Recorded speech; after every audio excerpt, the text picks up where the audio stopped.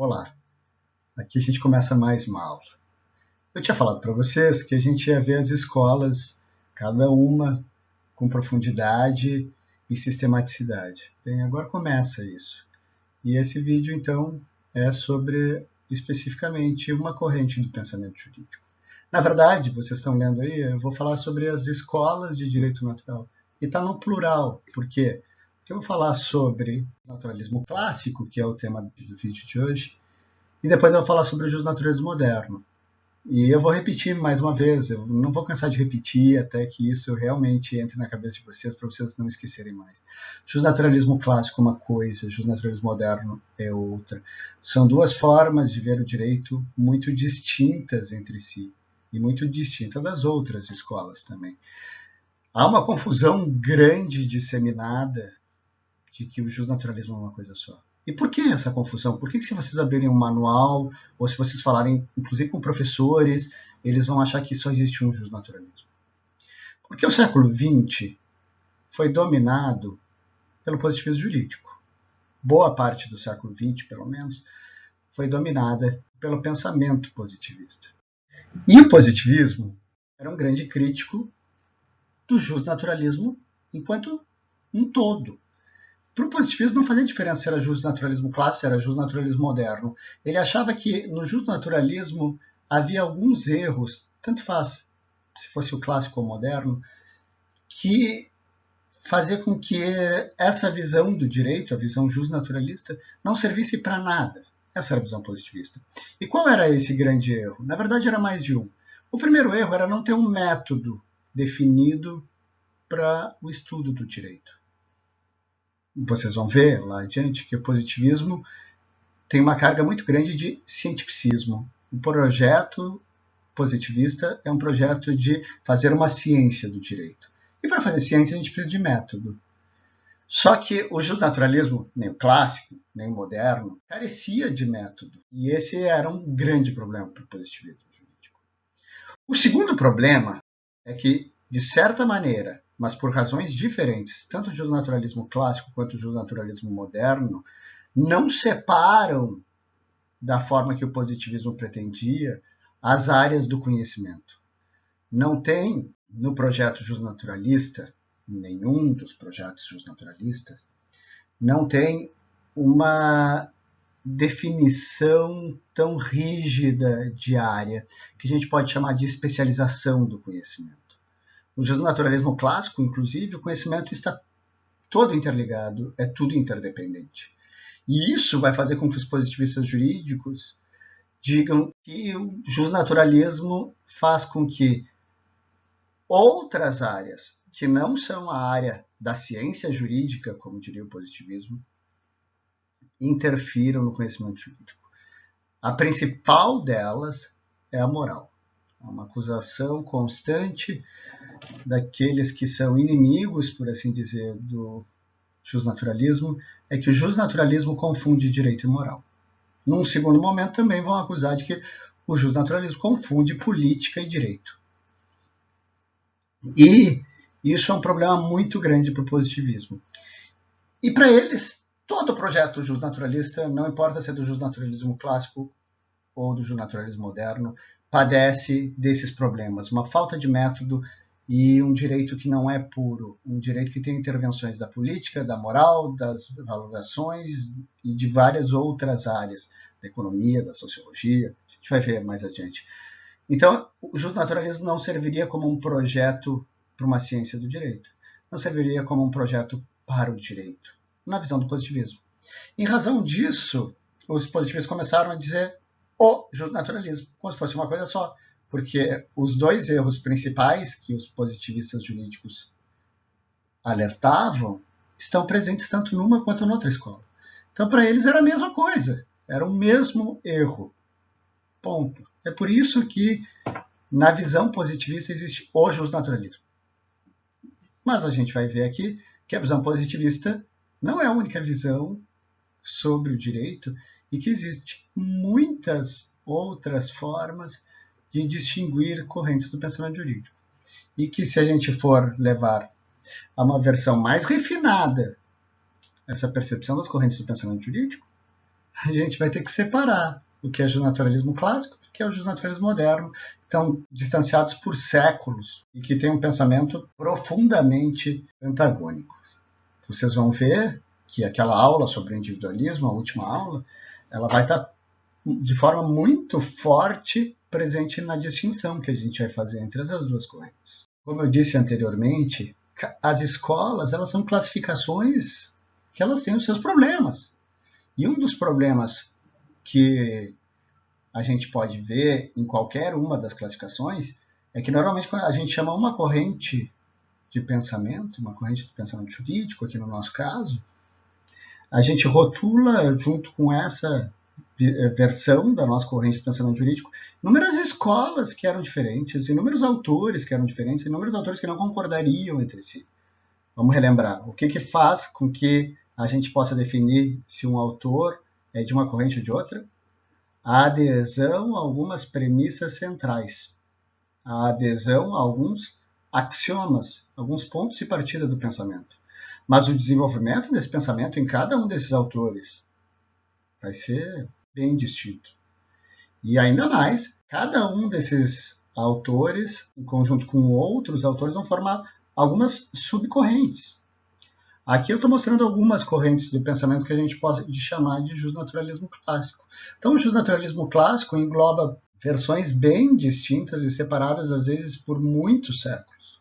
Como, por exemplo, o helenismo, que ocorre principalmente entre o século V e o século III a.C., e a escola de Salamanca, que vai ser desenvolvida 18 séculos depois.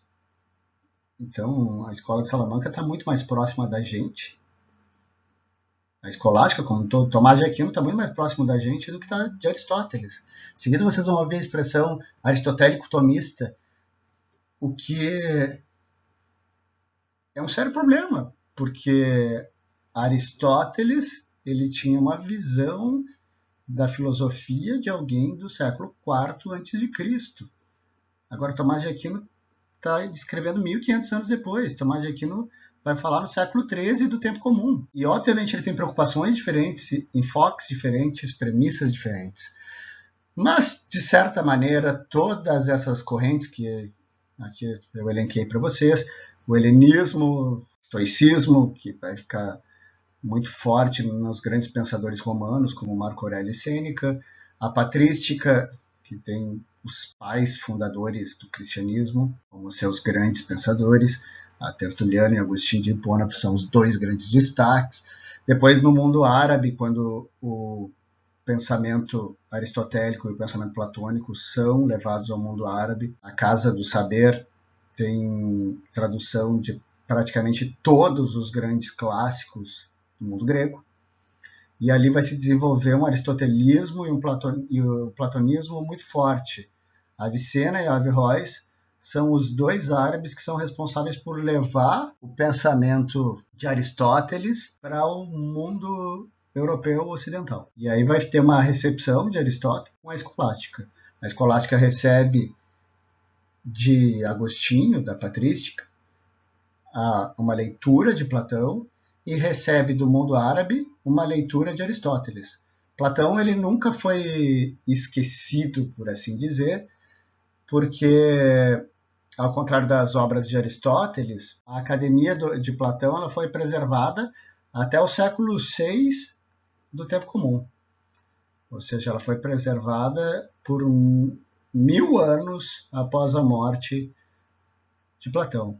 Agora, os textos aristotélicos, eles foram, na sua maioria, perdidos, e o mundo árabe resgatou eles, e aí, através dos árabes, no século XI, isso chegou na Europa Ocidental, e aí estava se formando a escolástica, e autores como Alberto Magno, então, vão fazer uma nova leitura desses autores gregos, com interferência do direito romano e do estoicismo, com uma interferência da patrística, com interferência do pensamento árabe.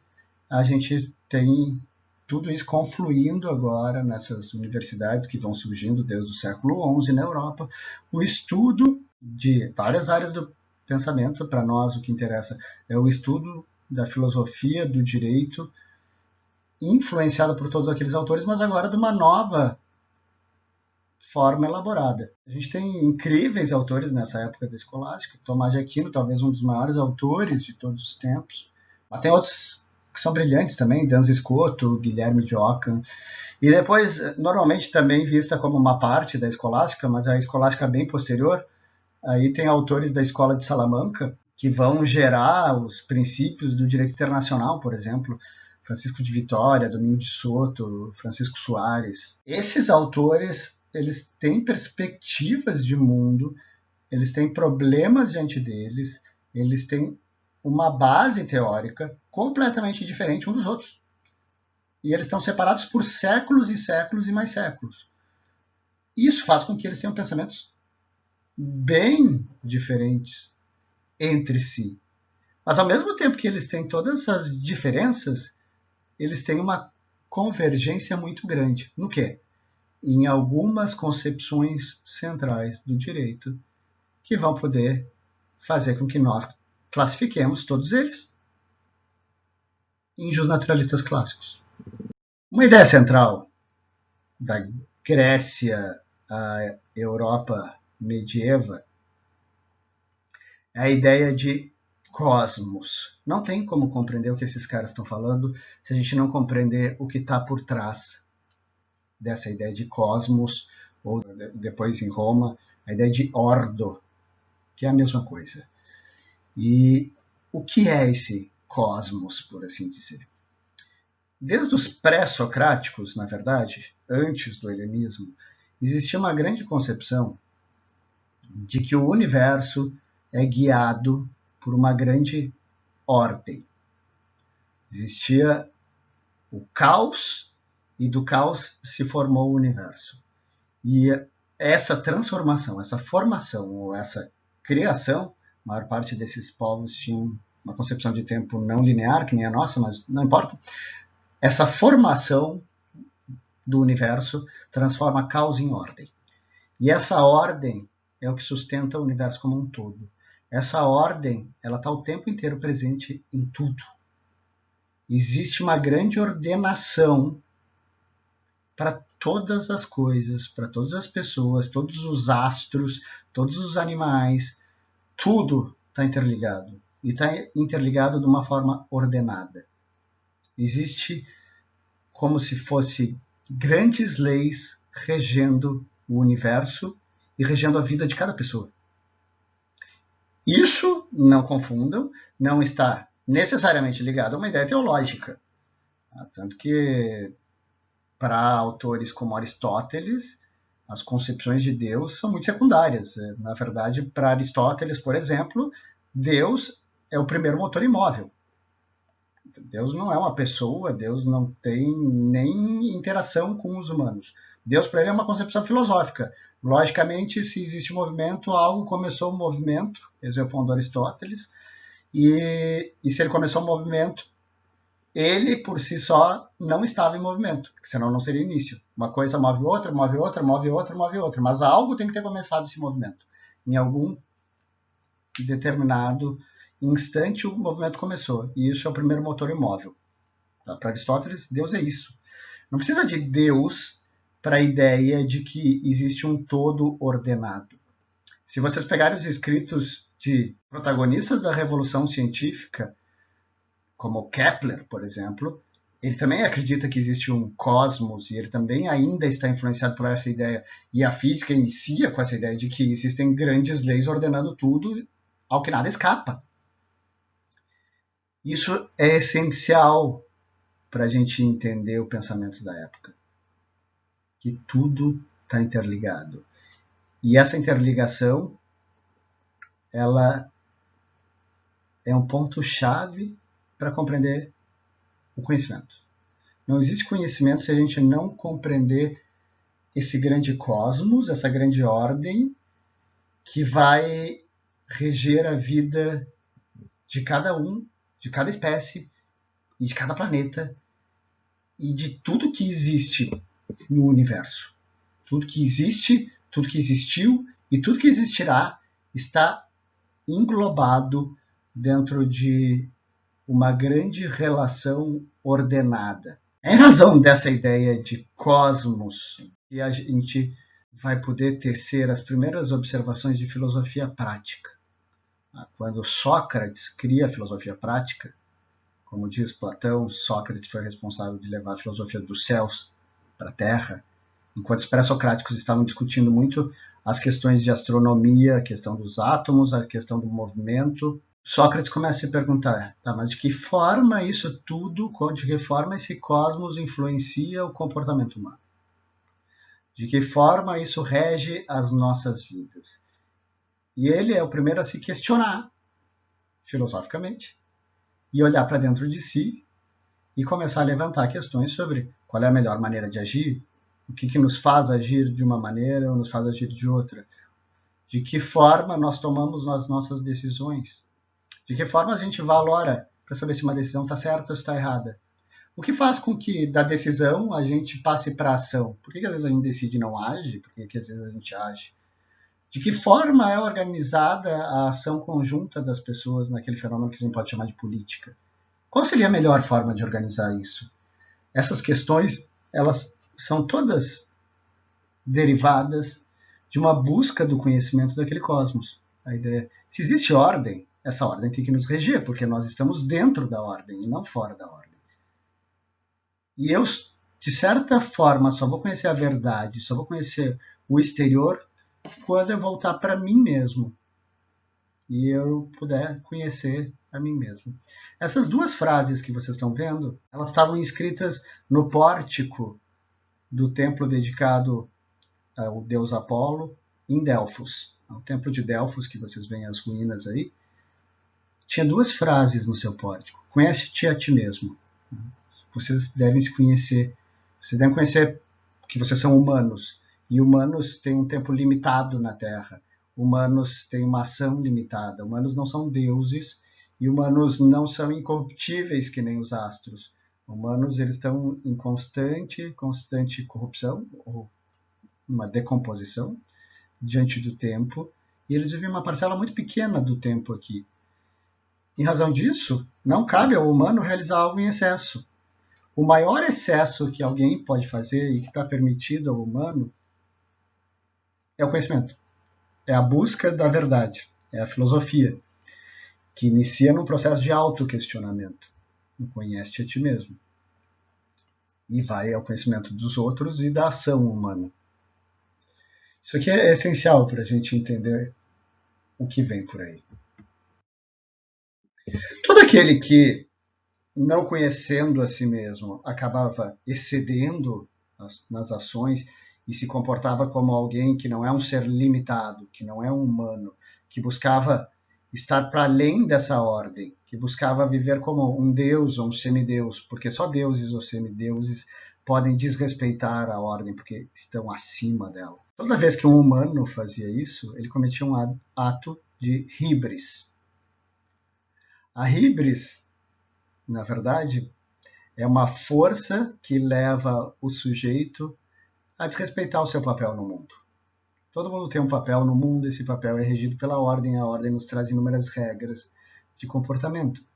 Quando alguém excede essas regras, quando alguém desrespeita a ordem no mundo, de certa maneira a ordem se impõe com toda a força do universo e se sobrepõe a esse sujeito, fazendo com que ele volte, que a ordem seja restabelecida. Aí vocês veem um quadro de Orestes sendo atacado ou perseguido pelas Eríneas. As Eríneas eram as fúrias, as deusas que emplacavam todos aqueles que se acometiam em híbris para, de certa forma, regenerar aquela ordem. Toda a tragédia grega, se vocês observarem bem, inicia com um ato de híbris. Toda a tragédia grega inicia quando alguém cometeu um excesso. Quando alguém comete um excesso, seja jogando seu filho num cesto no rio, seja tentando desrespeitar o seu destino, seja casando com a mãe, ou matando o pai, ou cometendo qualquer ato contra a natureza que a ordem impõe, se segue algo trágico. O que vem dali nada mais é do que a resposta da ordem diante do comportamento desmedido, imoderado de algum dos protagonistas. Eu já continuo a ideia de híbris e vocês vão ver como ela está diretamente relacionada à ideia de justiça.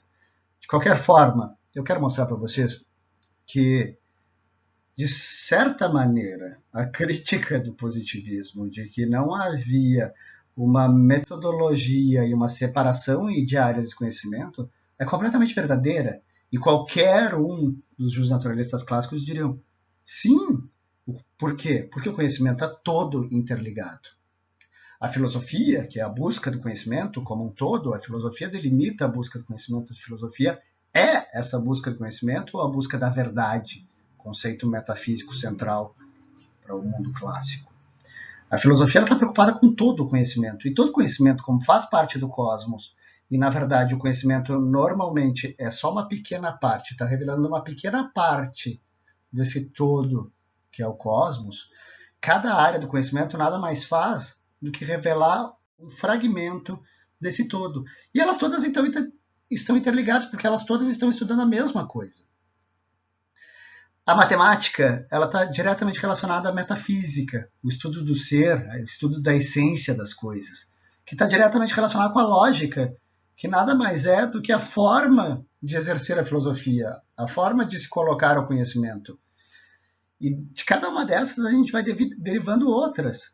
A física, o estudo do movimento dos corpos e da interação dos corpos, nada mais é do que uma derivação do conhecimento da metafísica.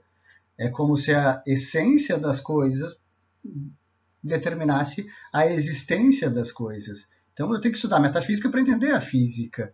O logos, a lógica, ela vai determinar completamente o nosso conhecimento sobre a linguagem. Logos, em grego, é tanto razão quanto linguagem. E a matemática vai determinar a astronomia e também a física. Mas, pasmem, ela também determina o estudo da ética. Na Academia de Platão, estava escrito no pórtico de entrada, se você não conhece geometria, não entre. Para conhecer ética, para conhecer justiça, eu tenho que conhecer matemática. Boa parte do argumento aristotélico no livro quinto da Ética Nicômaco, que é o livro da teoria da justiça, é um argumento matemático, que tem implicâncias da sua concepção física e da sua compreensão da biologia humana. Se vocês olharem, eu fiz aqui um grande mapa e tudo está interligado. Se eu quiser compreender a justiça, eu tenho que entender matemática e eu tenho que entender a astronomia, que vai nos revelar um pouco da ordem eterna e como a gente participa, no vocabulário platônico, dessa grande ordem. Sem isso eu não entendo justiça. Para entender justiça, eu também tenho que entender política. Para entender política, eu tenho que entender biologia. Por quê? Porque a política nada mais é do que uma forma de organização de animais gregários, que tem uma sociabilidade política. E para entender política, eu tenho que entender a ética. Para entender a ética, eu tenho que entender a política. A psique, que foi também feita, foi uma das áreas que Aristóteles se debruçou, ela também é necessária para eu entender a ideia de vontade, de deliberação. E a justiça está em cada um desses pontos. Inclusive, quando eu vou entender a lógica, eu acabo tendo que entender a linguagem. Entendendo a linguagem, eu vou partir para a compreensão da dialética. Quando eu compreendo a dialética, eu compreendo os instrumentos da dialética, eu vou entender a retórica. E lá na retórica, tem uma discussão sobre justiça. Aristóteles tem mais de uma centena de obras, desde obras que falam sobre os corpos celestes, até obras que falam sobre meteorologia, obras que falam sobre biologia. Ele tinha um zoológico incrível, e o maior zoológico da época, pasmem, era de Aristóteles. Alexandre o Grande, toda vez que saía nas suas expedições, mandava novos espécimes para Aristóteles. E ele estudava, então, biologia, estudava zoologia, estudava botânica, estudava retórica, estudava poética. Por que ele estudava tudo isso? Porque nada estava separado.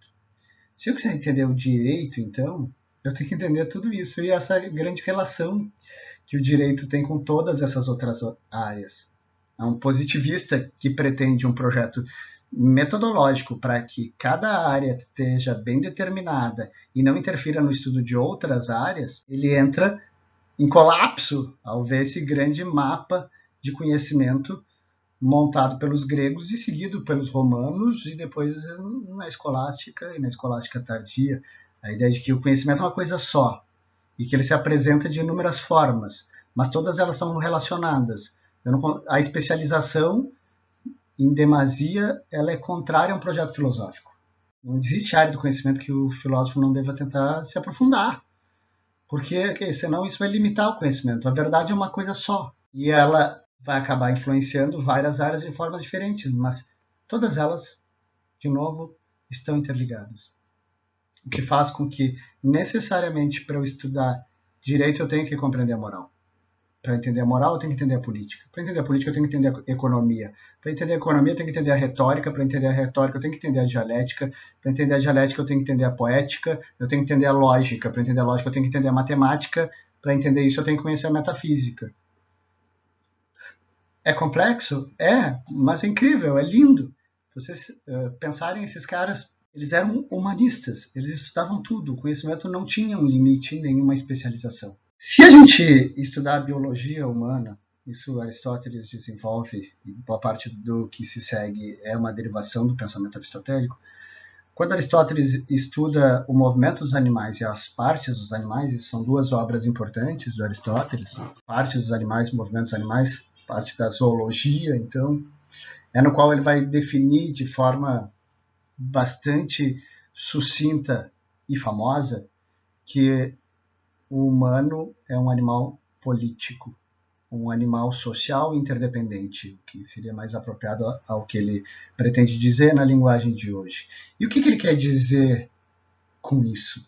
Quando ele diz o homem é um animal político, ele diz duas coisas. A primeira, e mais óbvia, é que nós somos interdependentes. Nós precisamos das relações políticas para que a gente possa exercer a nossa natureza. Ninguém sozinho consegue exercer a sua natureza. Voltando um pouco, vamos dar um passo atrás. Para Aristóteles, isso na aula de Aristóteles eu vou aprofundar, todas as coisas elas devem ser conhecidas a partir das suas potencialidades e das suas finalidades. Todas as coisas têm potências que, quando se atualizam, chegam a um determinado fim. A finalidade humana, que é bem complexa, ela depende da natureza humana. Para que alguém chegue na sua finalidade, que o Aristóteles vai dizer, em outras palavras, que alguém chegue em sua virtude, depende necessariamente que alguém consiga então exercer na completude a sua natureza, depende necessariamente das relações políticas. Depende tanto que o Aristóteles vai dizer o seguinte, uma frase famosa da Ética Nicômaco. Um homem fora da polis, ou se vocês quiserem, então, um humano fora das suas relações políticas, fora de uma comunidade política, é igual uma peça fora de um jogo. Se vocês quiserem entender o que é um bispo ou uma torre, vocês têm que entender o jogo de xadrez. Se não entender o jogo de xadrez antes, vocês são incapazes de entender o que aquela peça é. E para ele, o que para nós é bastante curioso, porque nós pensamos de uma forma muito moderna, para ele, então, só existe o humano depois que existe a política. Fora da política, e isso é outra frase bem famosa dele, humano fora da comunidade política ou é uma besta ou é um deus. Fora de uma comunidade política não existem humanos. Fora de uma comunidade política, o que existe? Existe animais, as bestas irracionais, e existem deuses. Deuses não são insuficientes e por isso não precisam da comunidade política. Humanos só existem dentro da comunidade política. A gente vai ter uma aula de Aristóteles no qual a gente vai elucidar essas coisas, mas aqui vocês conseguem entender. Existe então uma primazia das relações políticas em relação à natureza humana. Só existe natureza humana dentro das relações políticas. Por quê? Porque a natureza humana é extremamente ampla. Só que um indivíduo é extremamente insuficiente. Os indivíduos são insuficientes. Insuficientes em quê? Em tudo. Desde as suas bases biológicas, como necessidade de nutrição, reprodução, crescimento, saúde, proteção física, como bases mais profundas, como o conhecimento. Ninguém detém o conhecimento. A gente tem uma mania muito forte de atribuir a algumas pessoas o conhecimento. Einstein, Newton, Aristóteles. Mas, na verdade, o conhecimento é sempre um produto coletivo. Ninguém sabe nenhuma área sozinho. Na verdade, a gente tem uma tendência também muito grande a achar que a gente sabe muito mais do que um grego ou um romano do período clássico, porque nós temos tecnologia. O que também é raso, não tem sentido. Quantos de vocês sabem fazer algo importante de tecnologia? Se vocês tiverem que fazer esse mouse aqui, algum de vocês sabe fazer um mouse? Ou se vocês quiserem fazer algo mais simples ainda, se vocês quiserem pegar e fazer um simples lápis, algum de vocês domina o conhecimento para fazer um lápis? Óbvio que não. Ninguém sabe produzir as ferramentas necessárias para extrair a madeira e para refinar essa madeira. Ninguém sabe extrair o grafite de uma mina de grafite. Ninguém sabe colocar esse grafite dentro dessa madeira. Ninguém sabe produzir a tinta ou fazer as ferramentas necessárias para produzir a tinta. Ninguém sabe todo o conhecimento necessário por trás da produção de um simples lápis. Por quê? Porque eu preciso de ferramentas para fazer ferramentas para fazer ferramentas. E essas ferramentas que vão me possibilitar extrair a matéria-prima, essas ferramentas que vão me possibilitar trabalhar essas matérias-primas, isso é um conhecimento tão complexo, que envolve conhecimento de tantas áreas, que é impossível uma única pessoa saber. Imagine a produção de um computador, de um satélite. Você não sabe. O conhecimento nosso tecnológico é maior do que de um grego ou de um romano? Enquanto coletividade, sim. Enquanto indivíduo, eu duvido que alguém aqui saiba mais do que esses grandes filósofos do período clássico. Esses caras sabiam sobre muitas áreas do conhecimento, muito mais do que a maior parte de uma pessoa comum hoje sabe. Nós somos insuficientes, inclusive por conhecimento, e interdependentes. Isso faz com que só exista a possibilidade de criar uma identidade humana. A pessoa só consegue conceber a sua identidade dentro de uma relação orgânica política. Se eu não tiver uma relação política com outros, eu não sei quem eu sou. Se você me perguntar quem é o Alejandro, ou Alejandro, quem tu és? Uma pergunta que Sócrates faria, por exemplo. Quem tu és? É difícil dizer a complexidade de quem eu sou, mas certamente eu pensaria, bem, eu sou um professor, e para ser professor eu tenho que estar numa relação. Eu só sou professor porque vocês são alunos, o que me causa muita estranheza estar dando aula simplesmente para uma tela. Mas bem, se eu disser para vocês que eu sou professor, é porque existe aluno. Se eu disser que eu sou professor de filosofia, é porque existe uma comunidade de pessoas discutindo filosofia. Se eu disser que eu sou professor de filosofia do direito, é porque existe uma quantidade enorme de pessoas que constroem aquilo que a gente chama de direito. Eu posso dizer também que eu sou pai da Beatriz, que tem 12 anos. Isso me coloca numa relação com ela. Que eu sou filho do Daniel, e que a minha família vem do Uruguai, e tudo isso é relacional. Eu posso dizer que eu moro em Porto Alegre, é relacional. Toda a identidade humana se dá por relação. Indivíduos isolados não têm identidade. E isso é um pré-requisito para a compreensão do que o direito é. As bases de uma compreensão relacional da identidade humana vão formar em política aquilo que a gente chama de comunitarismo, que eu já cheguei a citar anteriormente para vocês no último vídeo, quando eu falei sobre o individualismo. Falei que o individualismo antagoniza com o comunitarismo. O que é o comunitarismo? Uma visão que decorre desse pensamento que eu aqui apresentava para vocês, de que a comunidade precede os indivíduos, porque só existem indivíduos dentro da comunidade.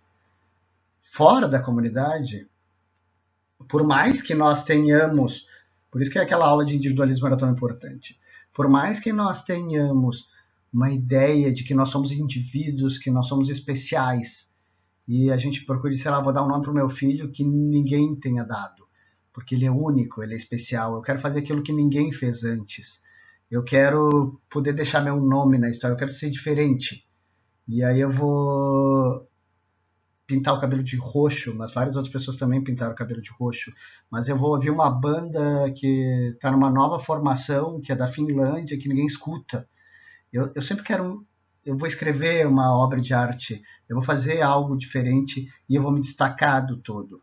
Esse individualismo, de certa maneira, é incompreensível dentro de uma ideia comunitarista, porque o comunitarista sempre vai responder assim, mas é impossível se destacar do todo, porque o todo faz parte de ti, porque tu é um ser relacional. Se tu não fizer parte de uma família, de uma cidade, de um determinado trabalho, se tu não estudar determinadas coisas, se tu não participar de um grupo que valoriza as coisas de uma determinada maneira, tu nem existe. Não existe se destacar. Então, a proteção da comunidade e os valores comunitários e a adequação dos indivíduos a um universo interdependente, no qual o bem dos outros é extremamente relevante para o meu próprio bem, das bases políticas, para isso que praticamente todo o justnaturalismo clássico vai aderir, que é uma ideia de comunitarismo.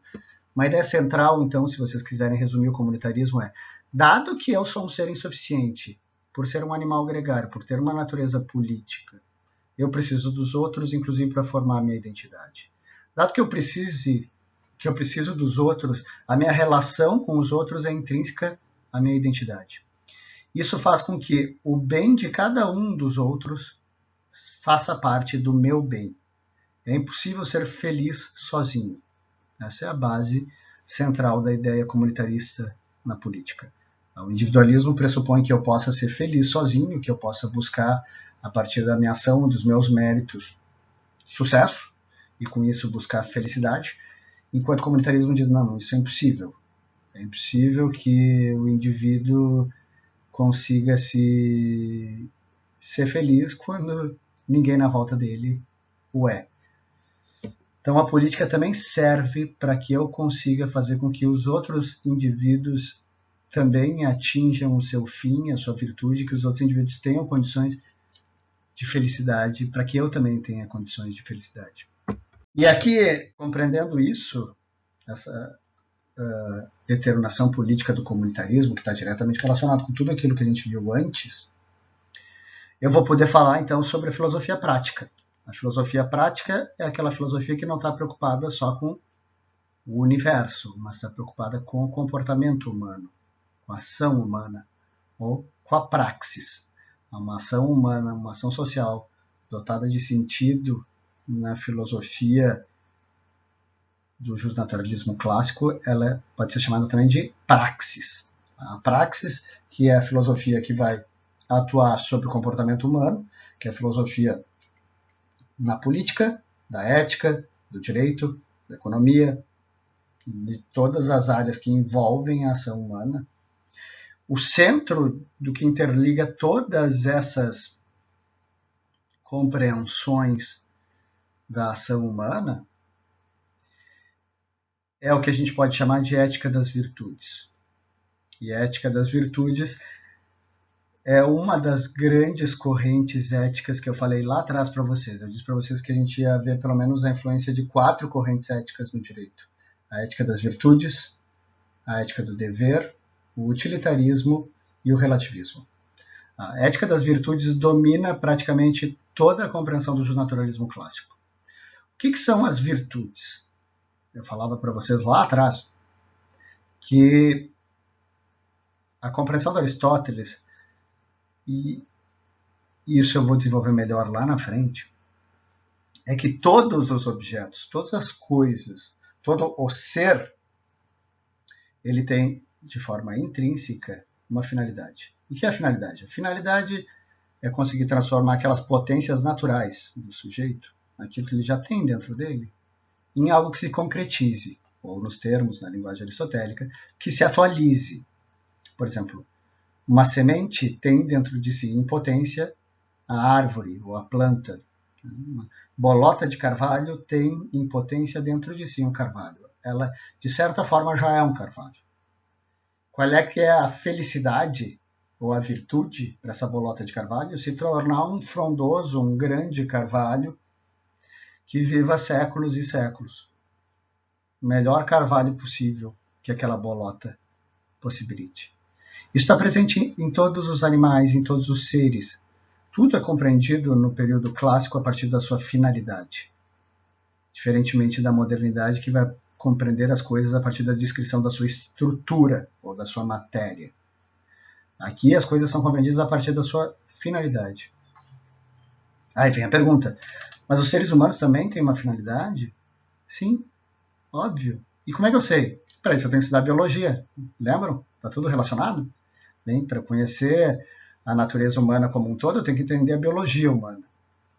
E por um longo raciocínio, o Aristóteles vai dizer que a biologia humana ela faz com que alguém só chegue na virtude, que nada mais é do que a excelência no desenvolvimento das suas potencialidades, quando desenvolver, primeiro, sua parte biológica de forma adequada, um bom crescimento, uma boa nutrição, que o sujeito tenha condições para que ele se desenvolva, que ele não fique nessa área biológica, que ele tenha bastante recursos para não passar fome, para não passar carência material, que ele possa se relacionar com muitas pessoas, ou seja, que tenha muitos amigos, etc., tenha várias condições, mas também que ele tenha a capacidade de se voltar à principal finalidade humana, que é o conhecimento.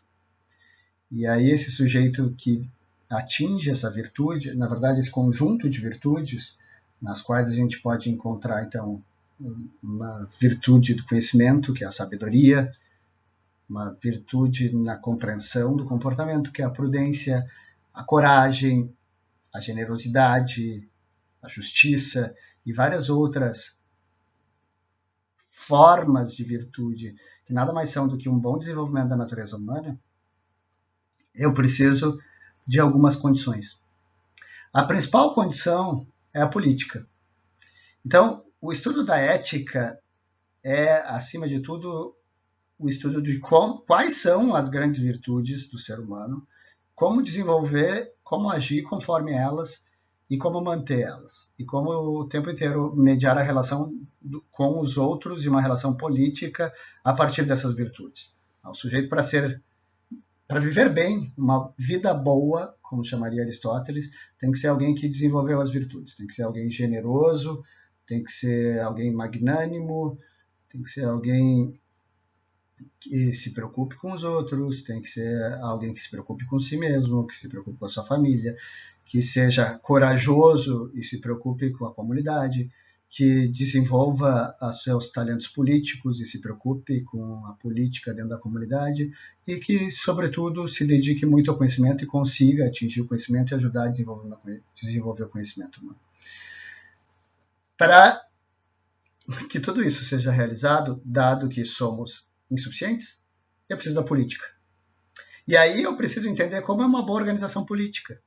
Todo o estudo da obra A Política, em Aristóteles, nada mais é do que a tentativa de compreender como é que é uma boa organização política, ou o que seria aquilo que a gente chama de um bom regime, ou que o Platão chamaria de politeia, ou traduzido normalmente de república. Qual seria a boa república?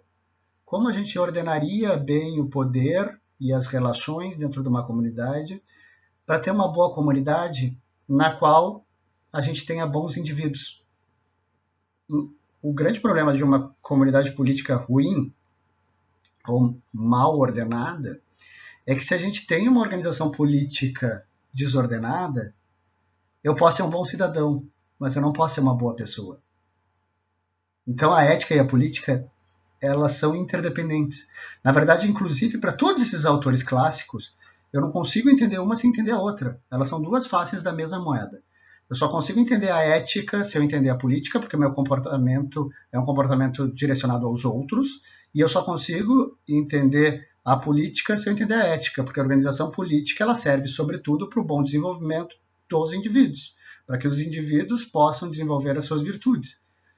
Se eu organizei mal as magistraturas, como se chamava, se eu organizei mal o poder, eu até posso ter bom cidadão, mas um bom cidadão num regime ruim não é uma boa pessoa. Então, toda a relação aqui entre ética e política é como eu ter um bom regime no qual a gente tenha bons cidadãos. E aí entra o papel da lei. E aqui a gente vê a relação da lei com a ética. A lei ela tem um processo que leva as pessoas à virtude. A lei tem uma finalidade no mundo grego, no mundo romano e no medievo. A compreensão dos autores, dos grandes autores de filosofia política, até Maquiavel que vai romper com isso, ela é centralizada num processo pedagógico que os gregos chamavam de paideia. A paideia é um grande processo de formação de indivíduos, um grande processo de educação de indivíduos, no qual a lei tem um papel central. A ideia é a seguinte: a gente tem a pessoa dentro da sociedade, seu estado bruto, com todas as suas potencialidades, e ela tem que respeitar a lei. A lei vai fazer com que ela tenha um determinado comportamento. Esse comportamento que a lei obriga é o comportamento que aquela pessoa que já desenvolveu a virtude teria. E tem uma ideia central dentro dessa ética das virtudes, que essas virtudes são desenvolvidas, acima de tudo, pelo hábito. A gente aprende desde criancinha certas coisas só pelo hábito. A não pegar o que é nosso. Teu pai manda devolver. Isso não é teu, filhinho, devolve. Isso daí, a criança nem sabe exatamente o que ela está fazendo, mas o pai está ensinando a virtude da justiça para ela. Não se apropriar do que não lhe é devido. Ou a criança está tendo um comportamento errado, o pai diz, não faz isso. Não tenta fazer bullying com os coleguinhas, isso é errado. E às vezes a criança não tem nem capacidade de aprender, mas mesmo assim ela está, de aprender o porquê, melhor dizendo. Mas ela já está desenvolvendo as suas virtudes. E a lei tem essa finalidade. Só para a gente tomar como exemplo, ali no slide anterior, quando eu falei sobre a relação da lei com a ética, eu botei uma imagem do exército espartano, da obra do Frank Miller, dos 300. Aí existe uma lei que denota muito bem esse processo, em Esparta, que era a seguinte. O soldado, não esqueçam, Esparta era, acima de tudo, uma organização de uma comunidade militar. O soldado espartano, quando ele voltava de batalha, ele era obrigado pela lei espartana a voltar com o seu escudo ou sobre o seu escudo. Na obra de ilustração do Frank Miller, isso está presente, no filme 300 está presente, e isso é verdadeiro. Mas por que a lei espartana dizia que o sujeito tem que voltar com o seu escudo ou sobre o seu escudo? Porque o escudo espartano pesava 30 quilos. E o sujeito, quando ele ia fugir da batalha, a primeira coisa que ele fazia era jogar o escudo longe. Ninguém foge carregando 30 quilos. Então, se o soldado voltasse sem o escudo, todo mundo sabia, esse cara fugiu da batalha. Só que o essencial para uma sociedade de estrutura militar, a virtude central é a coragem. O sujeito que foge de batalha, ele não tem coragem. Então a lei espartana, o que ela fazia? Ela fazia com que os jovens espartanos que fossem para a batalha exercessem atos de virtude, da virtude da coragem propriamente dita. E todas as leis do mundo clássico elas eram sempre pensadas a partir da ideia pedagógica. E a ideia pedagógica política era formar bons cidadãos que se tornassem cidadãos que tivessem uma vida boa, que fossem cidadãos virtuosos. A ideia central desses regimes, pelo menos dentro da filosofia política justificativa, era essa. Obviamente que houve muita ordenação política ruim nesse período, mas a ideia central é que um regime bom é aquele que consegue levar, através das suas leis, através do direito, o cidadão à virtude.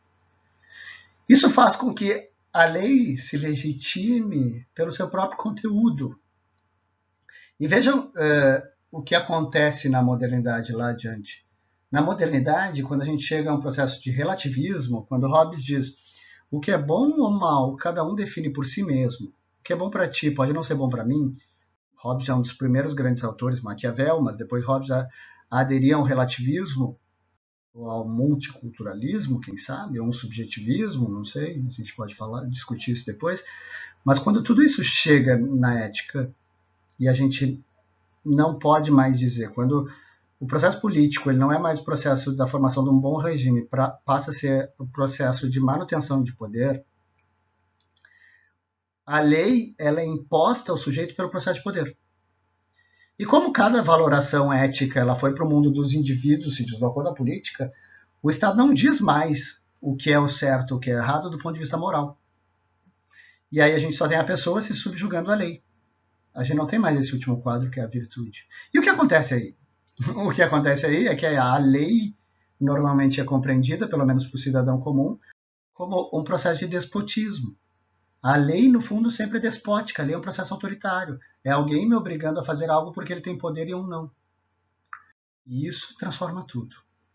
Quando eu deixo de compreender a lei a partir da sua finalidade, as coisas não têm mais sentido. Por exemplo, uma compreensão do justnaturalismo clássico versus uma compreensão pós-metafísica, por assim dizer, mais moderna. A compreensão de uma lei de trânsito. Não exceda a velocidade. Por que a gente não deve exceder a velocidade? Porque a gente sabe que a maior parte dos acidentes de trânsito tem envolvido o excesso de velocidade. Os acidentes de trânsito, quanto mais são os danos físicos e materiais que eles causam, mais a gente vê uma correlação direta com o excesso de velocidade. Então, não exceder a velocidade tem a ver com o quê? Coordenação do trânsito, com viver bem com as outras pessoas. Tem uma ideia de ordem por trás. Tem uma ideia de virtude, ser alguém que se preocupa com os outros. Quando eu não tenho mais essa ideia de virtude, de preocupação e de comunidade, quando eu digo não exceda a velocidade, os sujeitos só conseguem compreender. Não exceda a velocidade porque senão eu vou ser multado. E por que eu sou multado? Aí vem todo um discurso, não, porque existe uma indústria de multas. Eu não consigo mais justificar por um valor moral a lei. No justnaturalismo clássico, a ideia é justificar por um valor moral a lei. E esse valor moral é o valor da comunidade. E todo mundo que faz parte daquela comunidade consegue compreender a importância daquele valor. E outro fator essencial, agora que a gente entendeu a correlação do conhecimento com a verdade, com essa ideia de organização do cosmos e a ideia de como isso se difunde tanto na ética e na política e vai estar presente então na lei. O conceito central que vem é o conceito de justiça. E esse conceito de justiça ele é diretamente relacionado com tudo que a gente viu antes. Primeiro com a ideia de ordem. A justiça nada mais é do que a manutenção daquele cosmos. As coisas têm uma ordem intrínseca. Quando eu desvio dessa ordem, quando eu faço mais ou quando eu faço menos do que eu tenho que fazer, que a justiça pode ser tanto excesso quanto falta, quando eu deixo de fazer aquilo que eu deveria fazer, ou quando eu faço coisas que eu não deveria fazer, eu desrespeito a ordem, eu caio num certo processo de híbris, eu caio na injustiça, e eu danifico a comunidade. E aí eu me dou conta que todo aquele conhecimento relacionado com o cosmos, ele vai parar nessa ideia de equilíbrio de justiça. A justiça, ela está presente numa sociedade que acredita que existe uma ordem por trás de tudo. E ela é uma decorrência natural, é uma decorrência quase racional de uma ideia de ordem. Não existe a compreensão de justiça no caos. A justiça é o resultado de descumprir a ordem no mundo, de desequilibrar o mundo, de tornar o mundo mais desigual. A justiça é uma expressão da igualdade. Por quê? Porque o cosmos é um todo de igualdade. E se não fosse igualdade, não se manteria no tempo. Tem toda uma explicação matemática desses grandes filósofos para mostrar como o cosmos é um todo de igualdade, porque só a igualdade se mantém no tempo. O desequilíbrio, o excesso, a falta, a desigualdade leva à injustiça. Só que o problema central aqui para a gente, e isso torna o direito essencial para a manutenção da ética e da política, as pessoas só conseguem ver em boas comunidades se tiver direito, as pessoas só conseguem atingir a virtude se tiver direito. Por quê? Porque o direito é, acima de tudo, uma forma de manter a justiça no tempo. E sem justiça não existe comunidade. O Platão vai dizer que sem justiça não se mantém no tempo nenhuma comunidade de ladrões. Um bando de pessoas se reúne para fazer um crime. Uma quadrilha é formada para roubar um banco. Depois desse primeiro roubo, depois do roubo a esse banco, vamos dizer que o líder dessa quadrilha não divide de forma igual ou proporcional os frutos do roubo. O que acontece? A quadrilha acaba, não tem segundo roubo. Inclusive, o assalto ao Banco Central, vocês virem o filme que retrata o que realmente aconteceu, o maior assalto, ou um dos maiores roubos que teve no Brasil, foi o roubo ao Banco Central. O que aconteceu foi exatamente isso. O líder da quadrilha não dividiu de forma equânime, a quadrilha se desmontou e todo mundo acabou se denunciando. Spoiler de um filme antigo não é spoiler. Mas a ideia é que, se mesmo numa comunidade de bandidos eu não consigo me manter no tempo se eu não tiver justiça, imagina numa comunidade de pessoas em grande porte, numa polis, numa comunidade política completa. Se eu não tiver justiça, eu não me mantenho em comunhão, eu não me mantenho em unidade. A justiça, injustiça, ela desagrega. E eu preciso, então, da manutenção dessa justiça no tempo. Quem faz a manutenção dessa justiça no tempo é o direito. O direito é um instrumento para a justiça. Mas a gente tem que entender qual é a verdadeira relação entre o direito e a justiça. Muitas vezes vocês vão ver, principalmente no positivismo, uma identificação no justnaturalismo entre direito e justiça. Bem, não existe identificação entre direito e justiça. Tem a famosa frase do Agostinho de Hipona, uma lei injusta não é lei. E muita gente cita isso para dizer, olha como o direito no justnaturalismo clássico é apenas um fenômeno moral e que a avaliação de justiça é a avaliação que dá validade à legislação. E isso é uma visão bem tosca do Agostinho e é uma falta de compreensão total do fenômeno do justnaturalismo clássico. Na verdade, o fenômeno da relação entre direito e justiça e da lei com a justiça e do direito com a lei é bastante complexa para esses autores. Só para mostrar o desenvolvimento do Tomás de Aquino. O Tomás de Aquino ele tem um grande projeto. E é um projeto muito difícil. Mas se ele conseguir, ele vai ter feito uma das coisas mais incríveis que já se fez em filosofia de direito em todos os tempos. O projeto dele é o seguinte. Ele quer unir a teoria das virtudes aristotélica com o direito romano e com uma teoria da vontade de Agostinho. Então ele quer pegar uma filosofia helenística, principalmente a do Aristóteles, correlacionar com Agostinho e toda a sua teoria da vontade e a teoria do livre-arbítrio e da ação, e fazer com que isso seja uma grande justificativa do direito e do direito romano propriamente dito. Ele quer convergir essas três coisas, que são processos muito rebuscados, muito difíceis, muito profundos, e que normalmente são incompatíveis. E aí em um dos momentos, quando ele está no Tratado da Lei falando sobre a lei natural e a lei positiva, ele diz o seguinte, existe um grande direito natural. Quando eu falar sobre Aristóteles e Tomás de Aquino, eu vou explicitar melhor para vocês compreenderem o que é esse direito natural. Mas se a gente está falando de justnaturalismo, o normal é que a gente se preocupe. Tá, então o justnaturalismo é a aplicação do direito natural? Em certa medida, sim. O que seria o direito natural? O direito natural é um certo direito que decorre da natureza humana. Aqui, no justnaturalismo clássico, dessa natureza política, dessa natureza gregária, dessa natureza interdependente. Essa natureza racional e interdependente que os humanos têm. A compreensão dessa natureza vai me levar aos primeiros princípios do direito natural, ou da lei natural, vai dizer Tomás de Aquino. São duas coisas diferentes, uma coisa é direito natural, outra é lei natural. Para fins didáticos, nesse vídeo eu assumo a identidade entre essas duas expressões. O direito natural, para o Tomás de Aquino, então, são esses primeiros princípios, do qual o primeiro de todos, o primeiro axioma que eu posso derivar da natureza humana é que a ação humana segue uma grande regra, e essa é o primeiro preceito da lei natural. Primeira regra de lei natural. Fazer o bem, evitar o mal. Mas vejam a vagueza disso. Eu não consigo regrar o comportamento humano dentro de uma comunidade política simplesmente dizendo façam o bem, evitem o mal. Para que isso seja possível, eu preciso de um processo político enorme para derivar desse direito natural um direito que de fato a gente vai exercer e que a gente vai exigir dos outros. E esse é o direito da comunidade, o direito da polis, o direito político, como eles chamavam normalmente. Se vocês quiserem, depois vocês podem chamar de direito positivo. Mas bem, a gente tem direito natural, esse direito natural serve acima de tudo para dar fundamento ao direito posto, ao direito positivo ou ao direito político.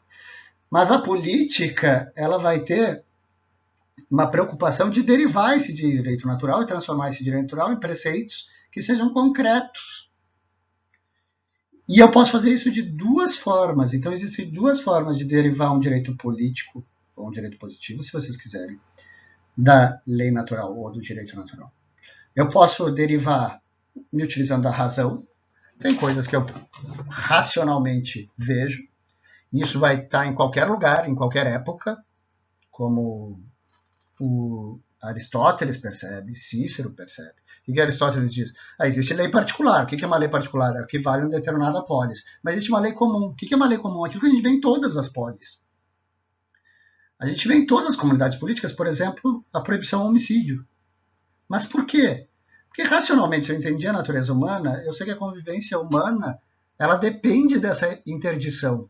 Ela depende que eu proíba que as pessoas saiam matando umas às outras. Não tem como eu desenvolver bem a minha humanidade numa comunidade nas quais as pessoas possam matar umas às outras.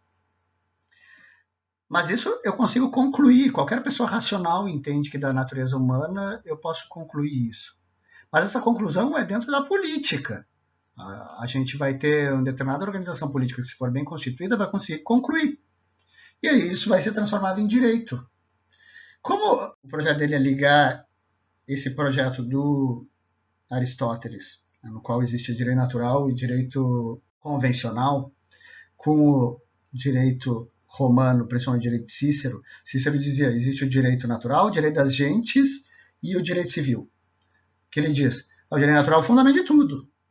Por que Aristóteles divide em dois? Porque Aristóteles está preocupado com as duas partes aqui de baixo, não com o fundamento.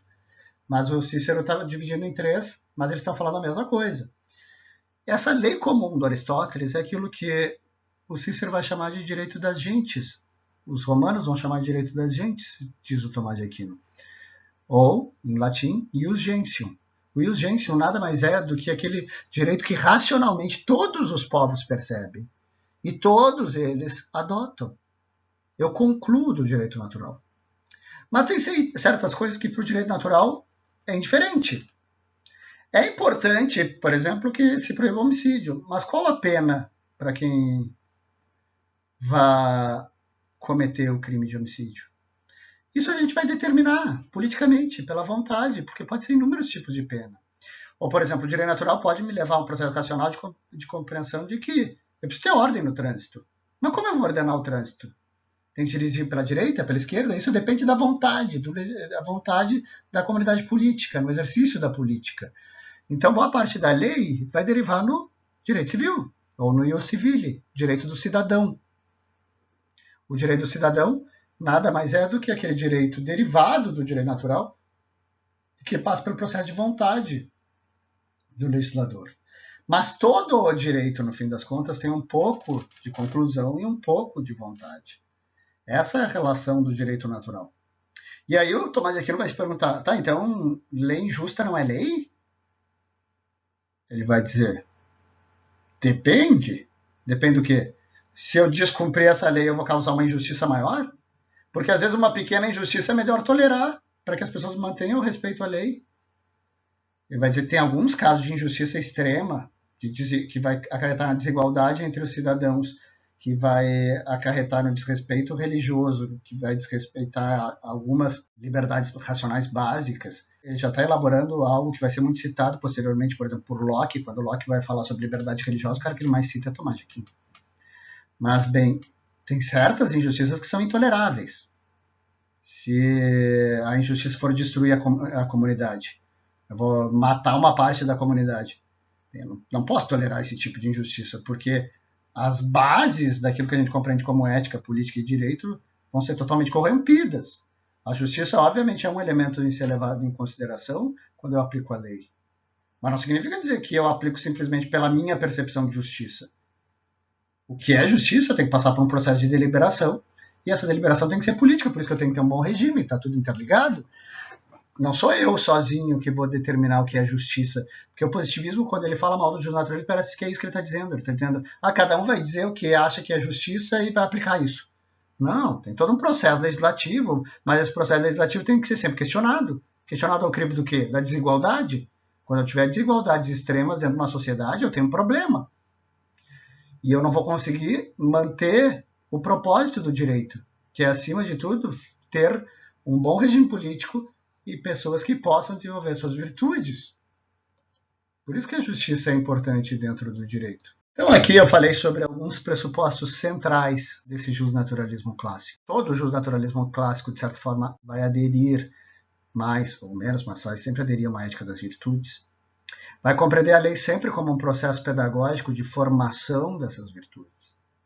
Vai acreditar que conhecimento é interdependente, que eu não consigo entender o direito sem entender a política, sem entender a ética, não consigo entender sem entender a metafísica, a física, a biologia e várias outras áreas.